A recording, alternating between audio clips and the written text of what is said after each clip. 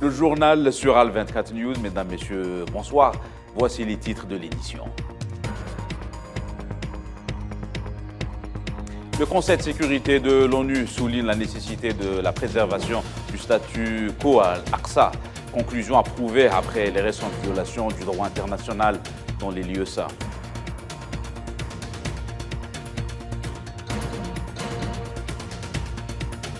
Le développement des postes frontaliers le long des frontières terrestres, processus d'intégration économique régionale prôné par l'Algérie en Afrique.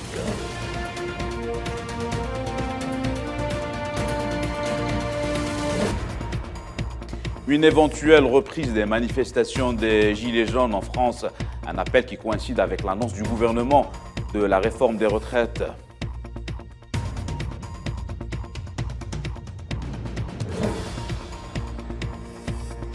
Outre-Manche, la Grande-Bretagne, la famille royale ébranlée par des révélations du prince Harry.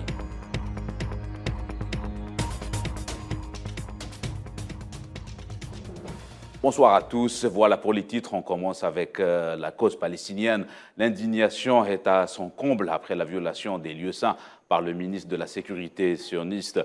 La communauté internationale a condamné à l'unanimité à travers une réunion du Conseil de sécurité de l'ONU cette provocation considérée comme entorse au statu quo historique qui régit la mosquée Al-Aqsa. Les détails avec Sofiane Baroudi. À l'initiative des Émirats arabes unis et de la République populaire de Chine, le Conseil de sécurité de l'ONU s'est réuni afin de débattre et de statuer sur l'incursion du ministre de la Sécurité sioniste Itamar Ben-Gvir dans les lieux saints islamiques à El-Quds occupé. Ce pas, ressenti unanimement comme étant une provocation, a suscité une large indignation internationale. Le Conseil de sécurité de l'ONU a émis une condamnation et insisté sur la nécessité de défendre le statu quo historique régissant et protégeant les lieux saints islamiques et chrétiens.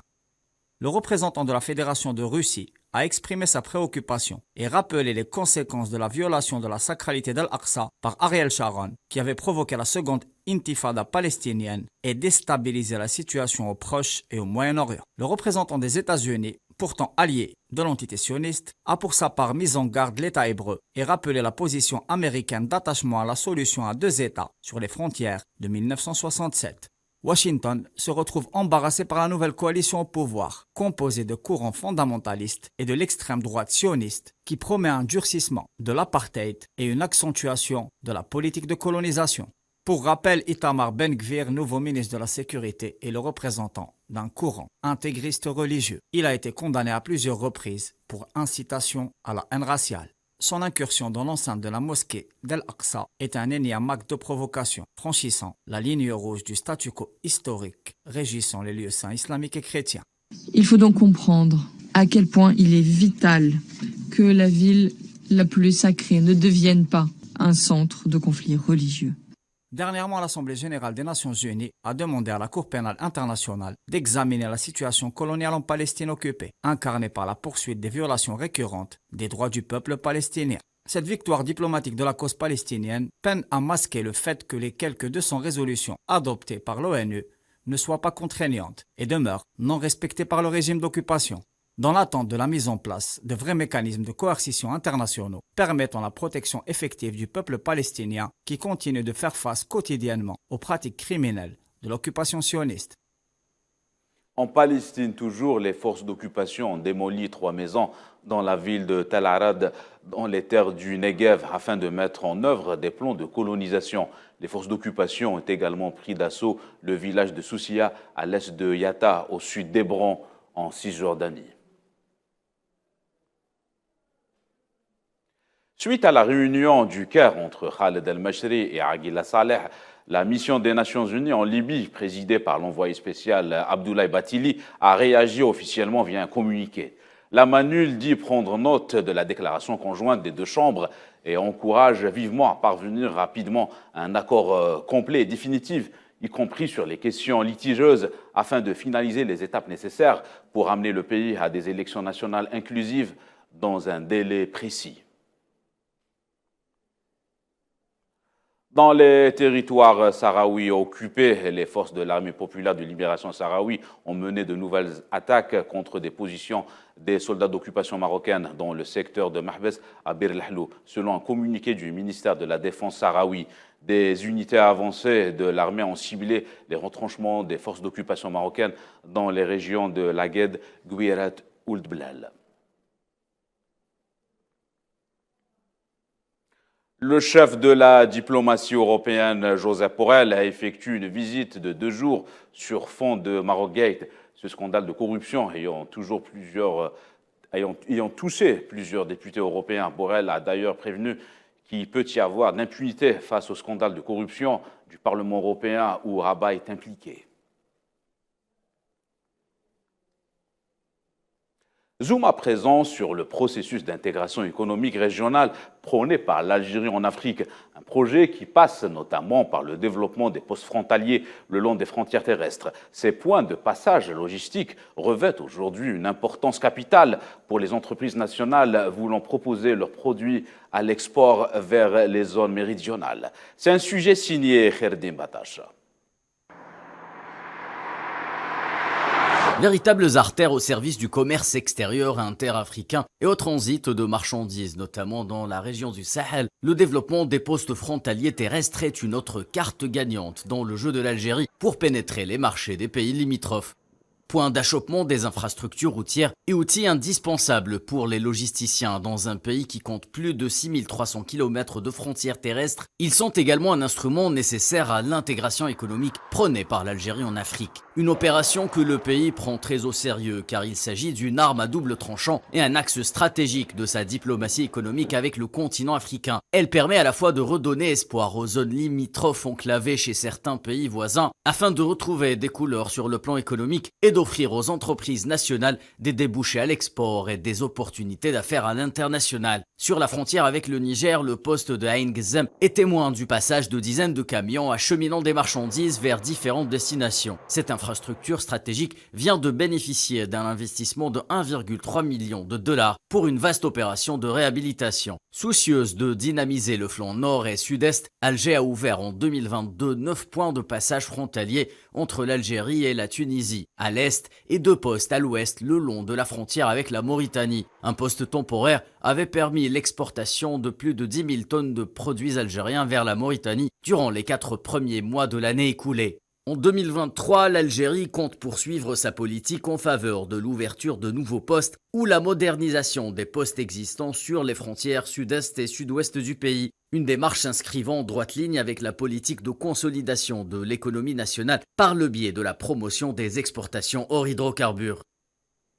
Actualité continentale toujours, le gouvernement tchadien a affirmé avoir déjoué une tentative de déstabilisation visant à porter atteinte à l'ordre constitutionnel et aux institutions de la République, selon un communiqué du porte-parole du gouvernement. Ce plan a été élaboré par un groupe restreint de conspirateurs composé de 11 officiers de l'armée, d'après le communiqué qui précise que les services de sécurité ont procédé à l'interpellation des suspects. Le président congolais Denis Sassou Nguesso a annoncé que son pays allait abriter une réunion du comité consultatif permanent des Nations Unies chargé des questions de sécurité en Afrique centrale. L'événement se déroulera du 12 au 16 janvier prochain. Sassou Nguesso a déclaré que la disponibilité et l'ouverture de son pays au service de l'Afrique et du reste du monde portaient sur 5 principaux axes comme la promotion du multilatéralisme et la résolution des conflits. En Ukraine, quelques heures après le début de la trêve, des bombardements étaient signalés à Bakhmout et également à Kramatorsk et dans la région de Donetsk. Certaines sources ukrainiennes dénoncent également des bombardements sur la ville de Kherson. Pour rappel, le Kremlin avait décrété un cessez-le-feu pour la première fois depuis le début du conflit à l'occasion du Nouvel An orthodoxe. Nous vous le disions en titre, le corps médical en France bat le pavé de nouveau, excédé par les dégradations des conditions socio-économiques de leur profession. Les médecins libéraux ont occupé la rue par milliers après-midi à Paris pour obtenir une revalorisation de la consultation. Cette nouvelle contestation est le point d'orgue d'un mouvement de grève entamé après les fêtes de fin d'année pour réclamer un doublement du tarif de la consultation. Comment dire, on a l'impression que c'est vraiment ils considèrent que c'est la fin d'un système, la médecine libérale. Donc en sachant que le problème n'est pas que là, parce qu'à l'hôpital ça ne va pas beaucoup mieux, pourtant ils sont fonctionnaires. Donc c'est vraiment un problème de manque d'effectifs, pour différentes raisons, et un manque d'attractivité du métier. C'est que maintenant, il y a 40% des étudiants qui ne s'installent plus en libéral. Par manque d'attractivité, ils ne veulent plus faire le travail qu'on fait. En France, toujours, plusieurs cortèges de gilets jaunes sont annoncés samedi dans les rues de Paris et d'autres villes françaises, alors que le gouvernement doit présenter le 10 janvier sa réforme des retraites. Ce mouvement contestataire est né de la protestation contre le prix des carburants à l'automne 2018. En restant en Europe, l'Autriche s'est réveillée ce matin sur une fusillade qui a eu lieu dans une base militaire située dans la région de Wernher-Neustadt. Il s'agit d'un échange de coups de feu qui a fait un mort selon un bilan provisoire. Selon des sources officielles, le soldat de garde avait ouvert le feu lors d'une dispute apparente et qu'il avait ensuite été abattu par un officier militaire. Et dans le vieux continent, le taux d'inflation annuel de la zone euro a reculé au mois de décembre pour le deuxième mois consécutif à 9,2% après 10,1% au mois de novembre. Grâce à la poursuite de l'accalmie sur le tarif de l'énergie selon Eurostat. Dans l'autobiographie très attendue qu'il s'apprête à publier, le prince Harry évoque une dispute avec son frère William. La dispute aurait eu lieu en 2019 à Londres. Harry aurait en réponse reproché à William, en reprenant les discours de la presse à propos de son épouse. Selon des médias britanniques, cette scène de dispute est l'une des nombreuses révélations de l'ouvrage qui sera disponible à partir du 10 janvier. La crise parlementaire aux États-Unis persiste toujours. Pas de successeur, a annoncé Pelosi. Le républicain Kevin McCarthy a tendu la main à la vingtaine d'élus trumpistes. Le groupe refusait toujours de rentrer dans le rang à l'issue d'un 11e vote. Un scénario inédit aux États-Unis depuis 60 ans. Non, je ne mets pas d'échéancier. Je pense simplement que nous avons fait des progrès, que des membres discutent. Je pense que nous avons un peu de mouvement, donc nous verrons. À Hawaï, le volcan Kilauea, situé dans le sud-est de l'île, est de nouveau entré en éruption ce vendredi. Il est l'un des 5 volcans les plus actifs au monde. Après près d'un mois de torpeur, l'Institut d'études géologiques des États-Unis a montré des impressionnantes projections de lave autour du cratère du volcan.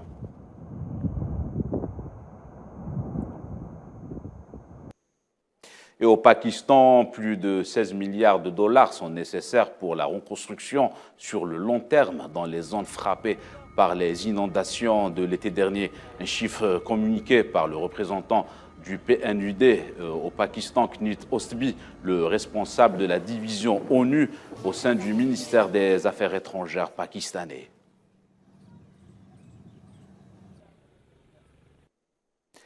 Et cette triste nouvelle du monde du football, l'ancienne star de la Squadra Azzurra, Gianluca Vialli, est décédé aujourd'hui à Londres à l'âge de 58 ans. En 2018, il avait annoncé souffrir d'un cancer du pancréas.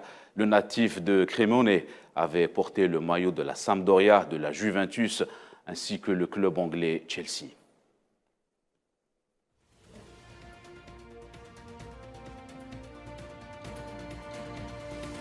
Voilà, c'est la fin de cette édition. Excellente soirée à tous.